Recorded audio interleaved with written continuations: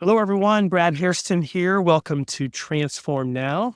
Aaron Denman is a returning guest who's with us today. Aaron is a partner at Bain Company, and he is their utilities and renewables practice leader in the Americas. Aaron and I are going to be discussing the growing tension between the rapid expansion of AI-driven technology and the increasing demands for sustainable energy solutions.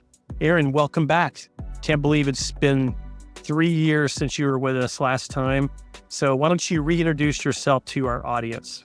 Yeah, Brad, thank you for that. As you said, I lead Bain's utilities and renewables practice. And obviously, since the last time you and I chatted, a lot has happened in the world. And we're going to talk a lot about data centers today. But it'll be important, I think, just to talk about data centers and the demand that's coming on the load side in context of what's happening sort of globally around the electricity system. So appreciate you having me on the podcast again today, and looking forward to the discussion.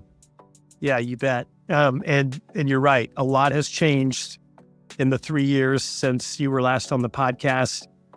This little thing called generative AI popped on the scene, and that has definitely changed a lot. And there's been a lot of articles, a lot of white papers, a lot of people presenting and talking about the impact that AI is having on energy demand. But there's a lot of other things going on. And so perhaps before we dive into the AI topic, you could just talk about or kind of set the context around global energy demand in general and some trends that we're seeing right now.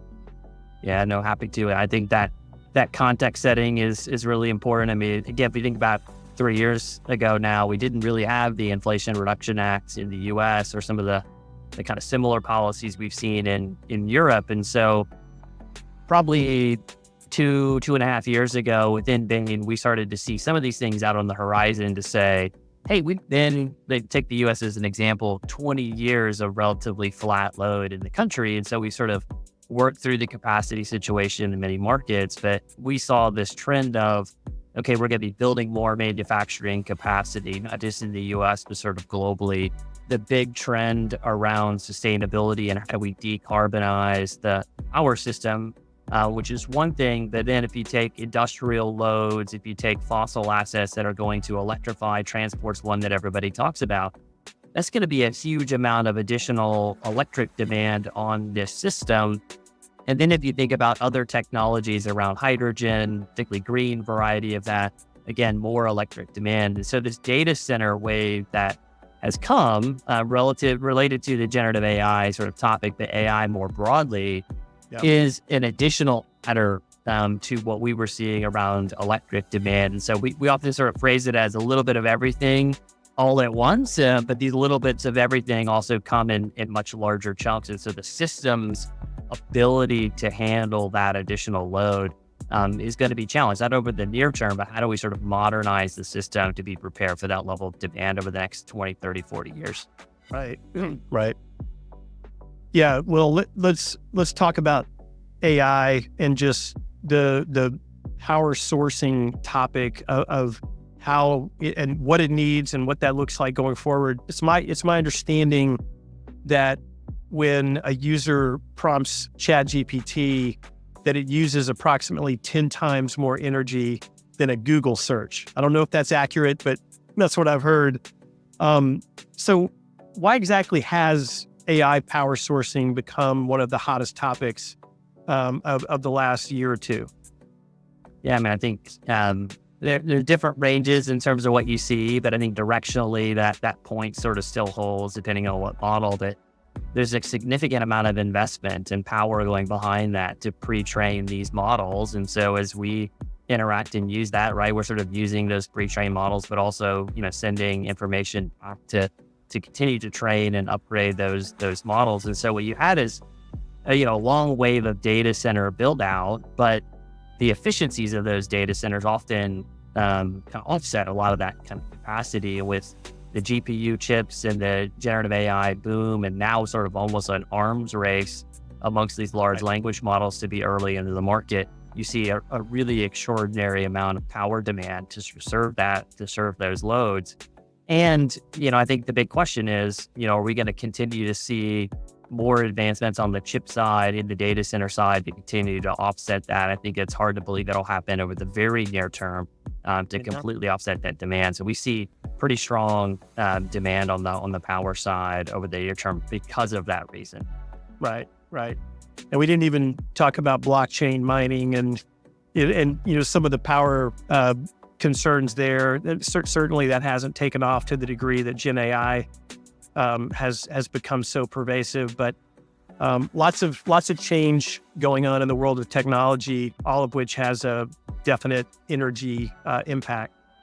Hey, Brad, if I may, one thing you just were mentioning the crypto piece, I think some of those loads on blockchain or crypto, you could often flex, depending on when you needed it. So putting into low-cost locations where you get the ability to turn it on and off. I think one of the other dynamics around the generative AI piece of that, the data center build out there, is those loads are they need much more firm power. And so they're going to be on significantly the vast majority of time. And so when you think about even some of the stuff that we saw earlier, which was going to be these large data center loads, it did have the same profile as what we're sort of seeing now. So it's just the context of like a lot of demand on the data center side, but also the need for that to be relatively firm as we go forward. Yeah. Well, given the surge in AI-driven data center demand, how do the utilities plan to respond and mitigate this in light of what they're also trying to do around decarbonization? Yeah. Well, let me think about like where the utilities are right now. Obviously, they're seeing a lot of this demand. I think one of the things the utilities are trying to understand is how much of what the signal they're receiving on demand is real or not. That's the big thing that utilities are working through. We're partnering with our clients on, is because if you sort of add up all of the utilities that are announcing how much is in their data center queue, it's really extraordinary. And I think when you step back, it's hard to believe that all of that is unique, that there isn't duplication in the market. So where do we take out that duplication across what we're seeing in different service areas? So utilities are thinking about that. So as we build power, how do we make sure that we can actually build the right amount of power for what we see, that the true demand that's actually going to sort of show up? I think the other thing is the planning apparatus for utilities is changing. A lot of the long-term planning, often you'll hear it of integrated resource plans, those were much more of a 10, 20-year view in terms of power needs. What we're talking about now is, how do I build for the next 24 months? How do I build for the next 4 years? And so really rethinking the planning process of what's the theoretical max of that demand, what's my true supply that I can build, and then how do I redesign the way that I construct and put power into the system. Now, that's thinking about like new builds that you may require, but we're also start thinking about, okay, how can I use demand response? Where can I do interesting things on the transmission side to increase capacity? How do I put storage in, which is maybe smaller units but can scale more quickly? And then to your question of balancing the decarbonization goals, there's a big question of, if I have to keep the system really reliable, do I extend gas assets or do I extend coal retirements, at least for a few years, just to make sure the system is reliable? You already see some data on that in the US in particular. And I think that is a struggle of, having our decarbonization commitments, but recognizing that the most important thing right now is system reliability. And so we may have to extend fossil assets more than we would like to be able to sort of meet that need. Yeah. And that leads me to ask you just about emerging renewable technologies and what role they may play in addressing all of this, data center demand that's out there. I know that there are some limitations of solar and wind in terms of powering data centers.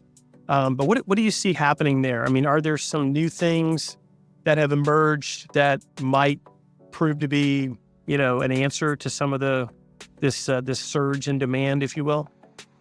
Yeah, I think maybe I'll start with more renewables is a good thing. I think we're sort of seeing a recognition we need to continue to build out solar. We need to continue to build out wind. So I think while there's new stuff we can talk about sort of longer term, I think it's hey, something that we know is in front of us, we need to continue to sort of build that out. I think the challenge is when you marry the large scale for some of these data centers and the firmness they need for that power, it's quite challenging to serve that with renewables and storage alone. You can't do that in certain parts of the U.S. as an example, or where you have certain ability to stitch things together.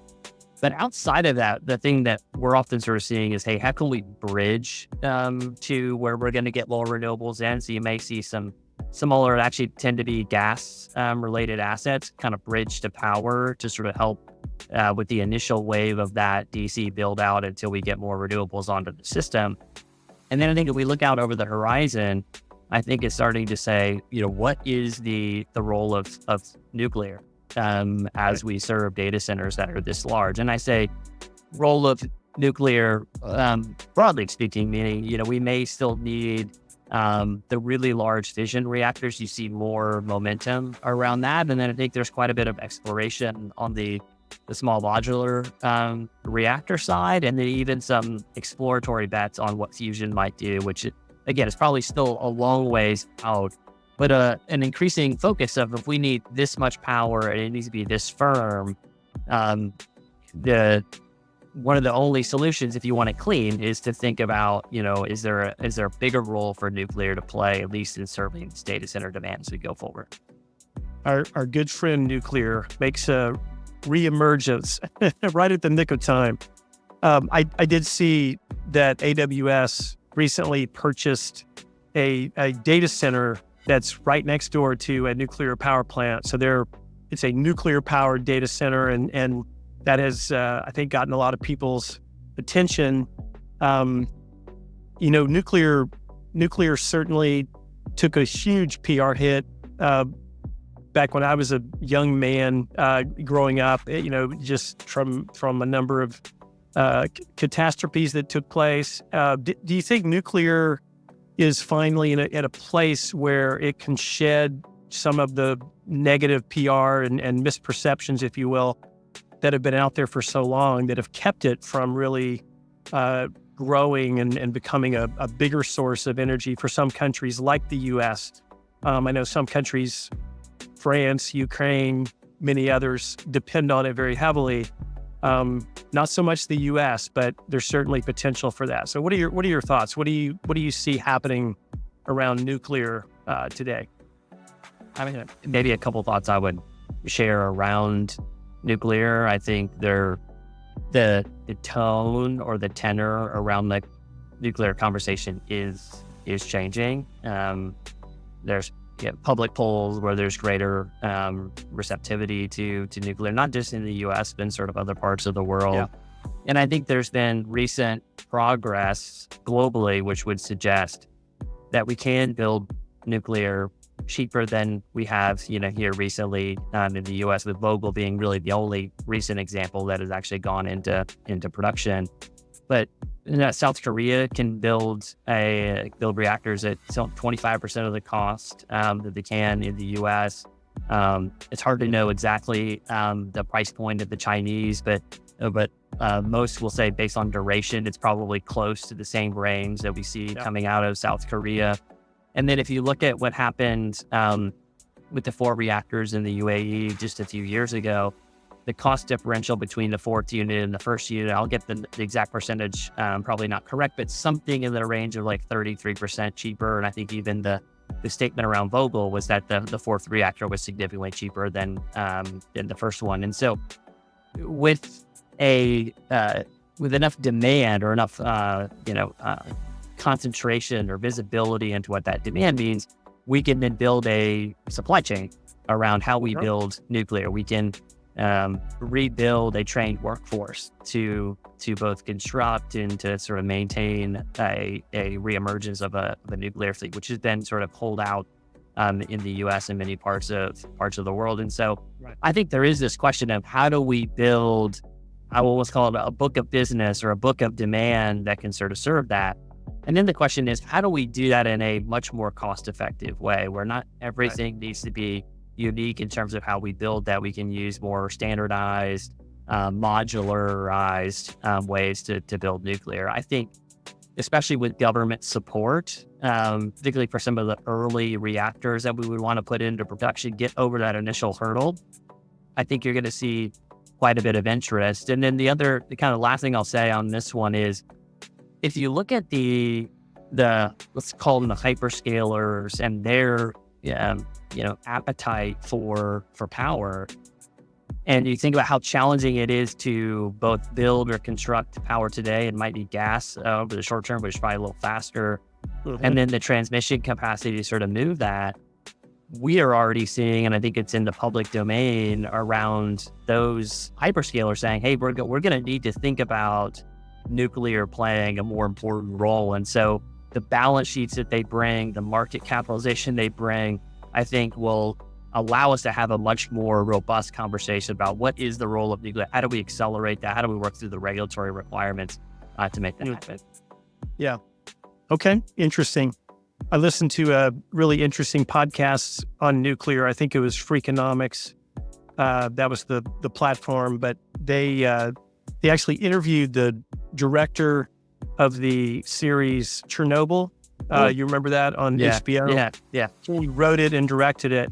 And as a byproduct of doing that, became a very huge proponent for nuclear energy, which was pretty ironic. So it was a really interesting podcast just to hear from him and how he's covering what is arguably the worst disaster ever for nuclear energy in its existence.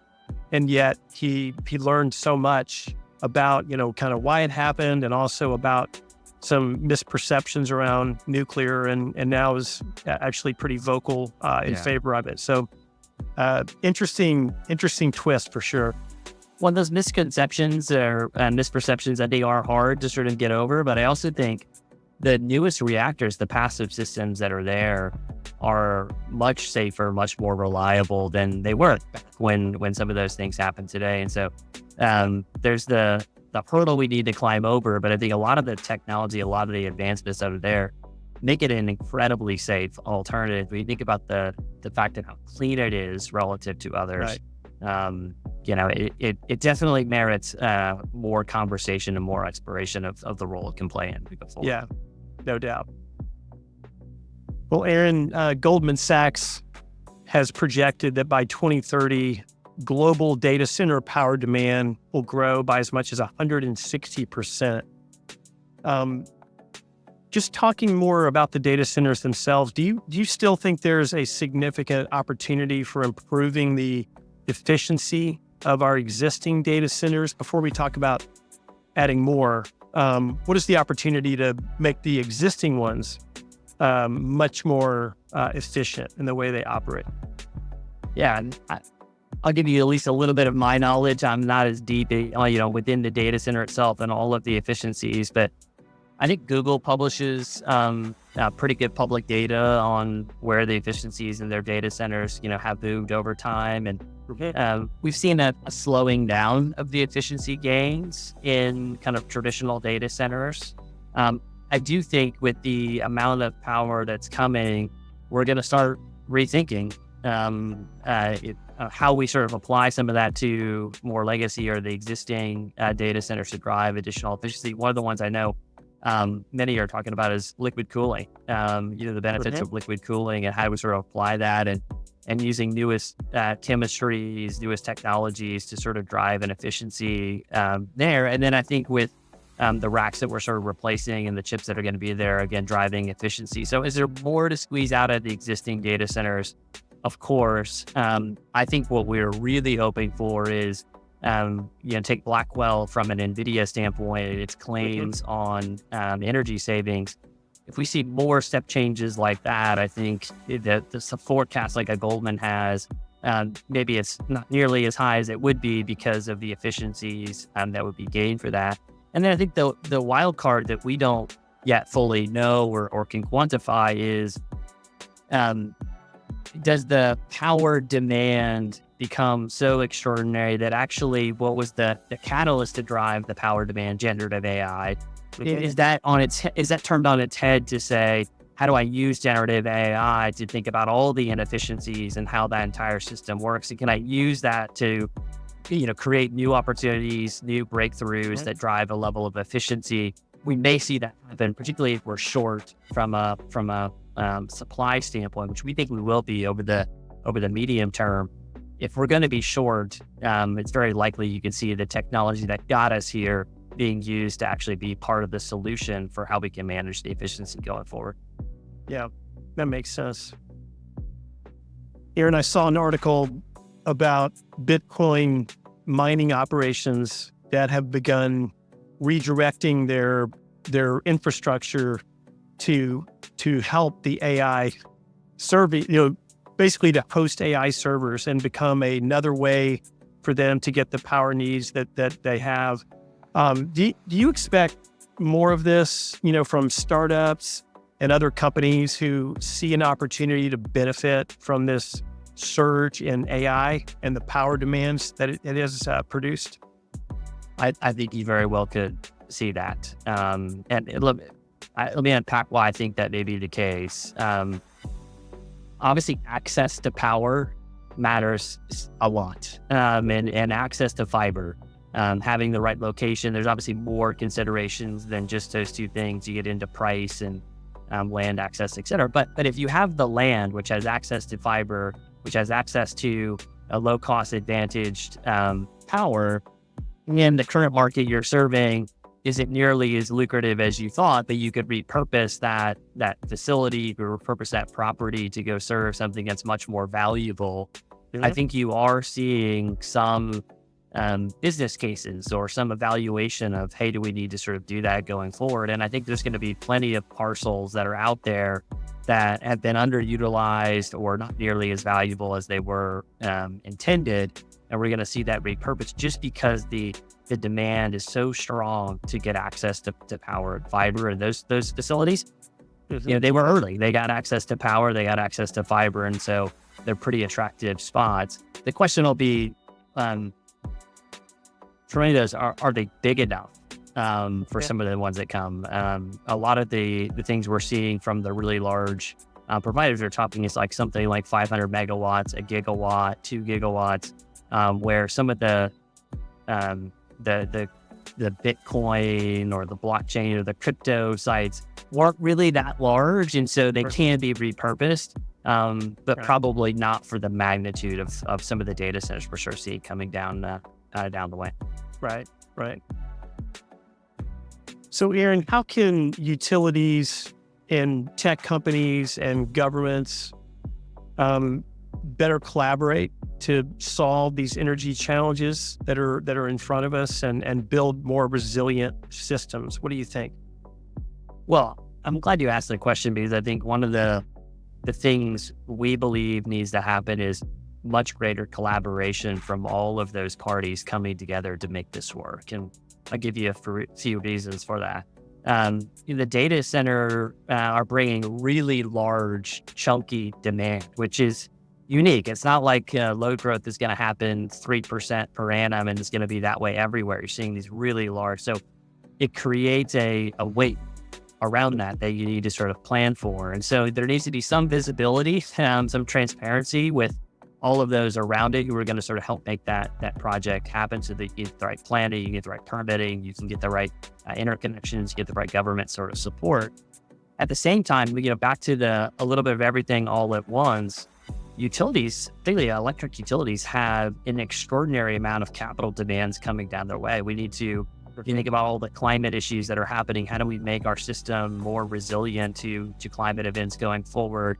You got the broader electrification push, how do we sort of upgrade our T&D system? And now you've got a whole lot of generation that has to be built. Balance sheets for utilities are going to be likely strained to be able to sort of meet all of this demand. And so there's a question of, okay, if you have these really large data centers you want to interconnect into the system, is the utility going to build out all of that infrastructure? Is the data center going to contribute some of the capital upfront to help manage the implications on the overall system and not sort of penalize residential customers in some of those arrangements? you're going to need collaboration with government to sort of work through some of the regulatory processes in a more expedited way to get these things in. And so what have been unique positions in the past, we think are going to need to come together in a much more collaborative way and at those particular locations, and then even across multiple sites, so that we can better sort of plan for the overall system. So we're not overbuilding in some places and then underserving in others, and have a much more fragile system as we go forward. So collaboration and greater transparency and partnership is going to be required to pull this off. Have you seen the private and public sectors showing a willingness to be more collaborative around this, given the urgency that is building every day around this issue? I think you see it in some public forums, and I think you definitely hear it in private as well, a growing recognition from all parties of, we're going to need to be working much more closely with the stakeholders involved to be able to sort of pull this complex situation off. And I think for particular geographies, I obviously live in the U.S., I live in Chicago. If the U.S. wants to be the leader on that, I think you're going to need to see a growing consortium around that to sort of, because if not, and we already know this, some of those players are going to be looking in, other parts of the world to be able to sort of build capacity, because they can get access to power, they can get access to fiber, they can get access, to the right bulk power system quickly. And so it's going to be prudent for all of those stakeholders to come together to find a solution that works for all. You mentioned other regions of the world. I'm curious just what the energy demand and the issues that we've been talking about, how does that vary region to region? And what can the various parts of the world learn from each other in dealing with this? I mean, I know a lot of the big tech companies that have driven the AI space and the large language models. I mean, they're all US, most of them, if not all of them, are US based, and you might even say West Coast based, but they have data centers all over the world. So that demand issue goes with those data centers. But what does it look like, just globally, and how would you kind of paint that picture for us? Yeah, I mean, I think the U.S. is still going to dominate because of a lot of the reasons you sort of mentioned. That's sort of at least our projections on that. But if you start to look outside the U.S., there's parts of Canada which could make a lot of sense, particularly if there's going to be a behind-the-meter solution for some of these data centers. You're already seeing quite a bit of demand from Europe. I think it was Eon who announced a 6 gigawatt queue, which the announcement from the CEO, I think in one of the latest earnings calls, was something like it's so large, it's more than like multiple cities within Germany. And so you see a lot of exploration in parts of Europe. And then in our conversations, there's quite a bit of look at, should we be doing more in the Middle East or certain pockets of Asia as we think about kind of serving that need. There's obviously those same considerations of where can we get access to power quickly? Where do we have access to fiber? You've got the cost situation. And then there's just security as we think about, what kind of workloads will be on these data centers, and how do we sort of make those trade-offs? Right. But it will not all go to the U.S. I don't think it can, given how much demand is likely there. And globally, there's going to be a role to play. But similar to finding pockets within the U.S., you often hear now really from tier 1 to tier 2 cities to serve that data center demand. I think you're looking at, across the globe, again, where are those kind of tier 1 locations that make a lot of sense? And as we sort of work through the criteria to get data centers interconnected in more quickly, what are those kind of newer markets that are opening up for opportunities? You're going to see that. Okay. So just as a point of wrap up here, Aaron, where do you believe the industry should prioritize its investments to best prepare for the future energy demands of both AI as well as other technologies? I think this is an extraordinary opportunity for the electric sector. And I think doing it in such a way that can not only, meet this near or medium term demand, but to set a platform for how we can still do this in a clean way there's just an incredible amount of investment that I think needs to go in thoughtfully of how do we sort of plan the bulk power system, both the generation side, the transmission side, to sort of do that. And then, how do we continue to focus on leveraging this ecosystem, this partnership way model to do this also in a way that benefits all customers. This is not just how do we sort of benefit the hyperscalers that we're trying to sort of serve, or to colos, but actually how do we leverage this collaboration to say, look, this is good for all of those new customers, but it should also be good for the rest of the base. And so I think there's an interesting model of how do we invest behind all of this in a way that is good for all stakeholders in there. It's usually never a purely sort of win-win, but we think the conditions are such that we should be making investments. We should be investing in a collaboration model that does benefit all as we try to make this happen. Awesome. Aaron, you were a wealth of information on this topic, and really, really appreciate you coming on, rejoining the podcast to talk about this. We spend a lot of time talking about how AI and automation are doing some incredible things in business and political or government organizations.